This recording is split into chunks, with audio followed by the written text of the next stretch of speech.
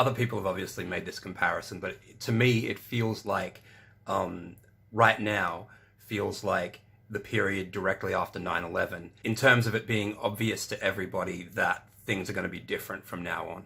And so in the same way that we got used to 9/11 and the same way that we're getting used to gender identity, I'm wondering how long before we start getting used to living in this kind of apocalyptic world. And so I've often thought about, the idea of us ending up in Matrix pods and how is that going to happen? And my theory now is that it may happen because it becomes the cheapest way to store people in close proximity. And it might seem crazy, but I think part of it is in the late 90s. I hadn't read 1984, but I obviously had some kind of sense of a kind of, the concept of a surveillance state. So I had always kind of anticipated, like, how are they going to get from a situation, in the late 90s where some of society was being recorded to the situation you knew that they wanted where everything was being recorded. And the system I conceived for them to do it was through a kind of rebate where they would give some kind of tax discount or whatever to people for putting cameras in increasingly intrusive areas, and it would be done under the guise that it stopped crime and violence and that kind of thing.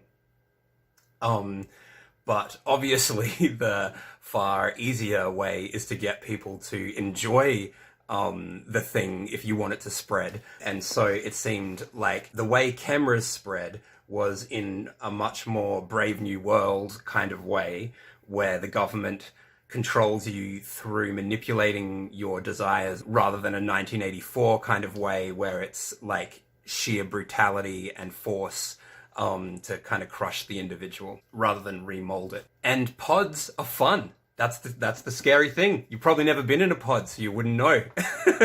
But Joe Rogan is right. they're I've only done it a couple of times, but it's pretty cool. And I immediately remember thinking, man, if you could combine this with some type of virtual reality, where you were just like flying or swimming or something like that, it would be amazing. You would never want to get out. And that's the trap, which is to say, pod life isn't that bad. Hop in. So my new guess is that we'll end up in pods because pods will be the cheapest way to store people while maintaining the illusion that they're living a middle-class lifestyle. Because right now, it seems like a big part of a middle-class lifestyle is seeing yourself represented on the internet in various forms. America is like the perfect example of a society where every scrap of a safety net can be stripped away, but so long as you have the potential to clutch an iPhone, that still counts as a middle class. So my prediction is that at first, the pods are just going to be more comfortable than the outside world. So you'll just prefer it to being out of the pod. But over time, as the earth and society breaks down, in part because most people are living in pods now, it will become less and less enticing to get out of the pod. Because the outside world has viruses and climate catastrophes and refugees, but inside the pod, I'm a celebrity. And with all the face mapping shit, you'll be able to hang out with simulations of all the celebrities you've always wanted to hang out with. You'll be able to make movies at the click of a fingertip. And just like the internet here, it'll be like, oh no, I'm just using it because I'm using it to change things and I'm going to get a message out and blah, blah, blah. But you'll just be another pod person. Yeah, so I'm not sure exactly how we're getting in the pods, but we're getting in those pods. Because ultimately it will be an extension of the alienation from our own bodies that capitalism has been enforcing, that capitalism requires, and a further attempt to try and break us from the idea that we're animals and we're supposed to live in a habitat. We're part of an actual ecosystem. I think a lot of insanity comes from not realizing that we're actually monkeys and we're supposed to be living in an ecosystem. I don't have any specific data to back that up, but I know that people go crazy in cities where there are no green spaces, but I've never heard of someone like losing their mind because they spent too long in a forest and didn't see a skyscraper for a while. Which kind of brings me to something that kind of picks up the origins of patriarchy, banana box discussion. I'll link some relevant videos that I've made in the description. Someone sent me a video that was a very good kind of like Marxist breakdown of the origins of patriarchy and class society. And one of the things that they pointed out was that this type of arrangement, like a nuclear family sort of patriarchal, he goes into the details. One of the things the video mentions is that humans were relatively egalitarian up until about 6,000 years ago. 6,000 years ago, there was specific economic developments in human society that then led to different cultural artifacts coming out of those economic developments. So in the beginning, we were hunter-gatherer, and that economy led to a matriarchal society. But then we became farmers and agricultural, and that led to a patriarchy. But it's also slightly more complicated than that, because elements of the patriarchy sort of started to come in slightly before that, but they're products of extreme, of a society on the edge that's suffering, that's struggling. So anyway, watch the video. It'll explain it much better than I can. But to me, it kind of put the question of patriarchy in a way that made a lot of sense to me. I completely disagree with the idea that patriarchy comes from biology. One of the ways this argument will be expressed is kind of, in feminist circles in particular, is to say men were fucked under every system, or something to that effect. And in a lot of ways, I think that's a pretty capitalist thing to say, essentially. Bourgeois, neoliberal, whatever phrase you want to use, because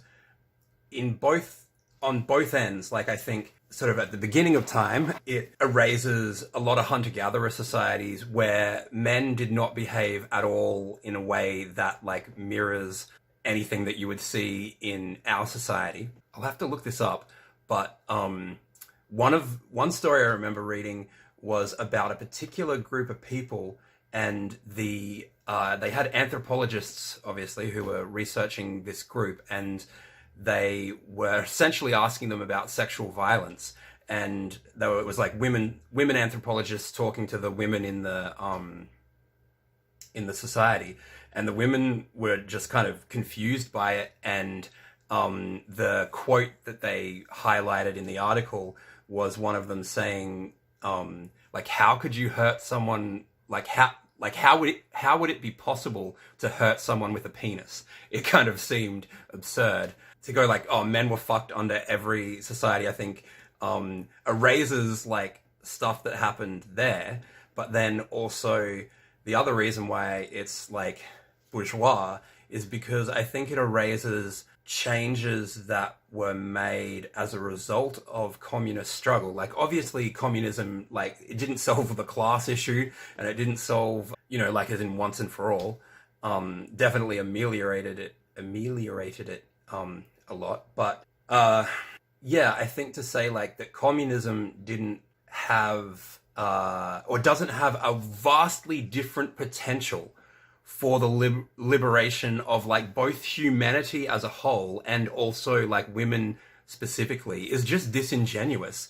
Because when you look at like lots of from what I understand, like the Russian Revolution set heaps of precedents in terms of like rights for women and those types of things. But aside from that, the Cuban Revolution has been pretty remarkable, I think, in regards to like the position of women in that society. And from what I understand, they make up most of at points like a majority of the government. So I know why people would want to say it, but I think it actually fucks people's understanding up of like, and it makes for lazy thinking. It's like explaining racism. By the same token, if I tried to explain racism by going, because the crackers are evil, nobody would expect anyone else to take that seriously. But when it's like, because men are evil, then suddenly it becomes like a logical argument. Australia is a really good example of a country where white feminists and black feminists have been not heaps cozy a lot of times. And in part, that's because I guess Aboriginal women have just had such a vastly different experience. And a big one is the fact that, like, their families were forcibly broken up by the government. And yeah, this idea of like, oh, I wish someone would kill all the men and I didn't have to look after any babies. Yeah, like some people have that option, but sometimes it's not as glamorous as it might seem. More recently, there's an area of Australia called the Northern Territory, and there was this event called the Northern Territory Intervention, which was carried out because the government used the mainstream media, like both Murdoch Press and Australian-run, state-run media, to push a lie that there were sex trafficking, child sex trafficking rings throughout the Northern Territory, or in areas of the remote Northern Territory, being run by Aboriginal men. If that were happening today, it's like, well, we have to believe them. No point in applying even basic logic. But obviously it was completely made up. And to the extent it existed, there was evidence that the government was even complicit in what might have even been there. But it wasn't Aboriginal men. And so they sent in the military, and people were fleeing their communities, and they used it as an excuse to take away sort of local control from local communities and implement all these draconian measures that were so racist that the Australian government had to suspend their own Racial Discrimination Act. And they were able to do this because Aboriginal men are predators. And yeah, that's one of the big shortcomings, I think, of biologically determinist arguments about men. It can mean that, you know, an activist or whatever is approaching an Aboriginal woman and effectively saying, we agree with the white supremacists that all the men in your family are biologically programmed towards sociopathic violence. But don't worry, because we don't think that about you, because you're a lady. Aren't ya? So yeah, Marxists have this idea of society where it's like the way society produces what it needs to survive is what will determine your superstructure, which is your culture and your laws and that type of thing. So yeah, hunter-gatherer, matriarchy, farming, patriarchy. So capitalism is also a specific way of producing things, and it produces a specific ideology. And my argument is that gender identity is produced by late-stage capitalism. Gender identity and gender theism is a particular ideology. And it's not, and it's a product of late-stage capitalism. So the technology is what creates the material conditions. What's unfortunate about that is that it means that nobody can argue their way out of this. It's not like this has risen to prominence because somebody made a logical argument for it. It's risen to prominence because it's in the economic interests of capitalism to do so. The only way to properly get rid of that ideology is for the material conditions to change. And a positive way that those conditions could change is as the result of a socialist revolution. And one of the negative ways that those social conditions could change is if society becomes too fragile, then at a certain point, medical supplies will stop being toys for people to express their personalities through. Then, when the material conditions are changed for long enough, so too will the ideology. And the exact same places that are screaming how good this shit is now will all of a sudden discover, they'll write a report, or, you know, some shit will happen for them to have an excuse to have recently learned gender ideology is nonsense, which is kind of depressing. That doesn't mean I don't think it's worth discussing, but it's just that it's not the discussion in and of itself that's going to change things. So that's how I'm thinking. Also, watch Money and the Cost of Gender. Goodbye. If you want to talk about the deep discomfort of the arts, dive in.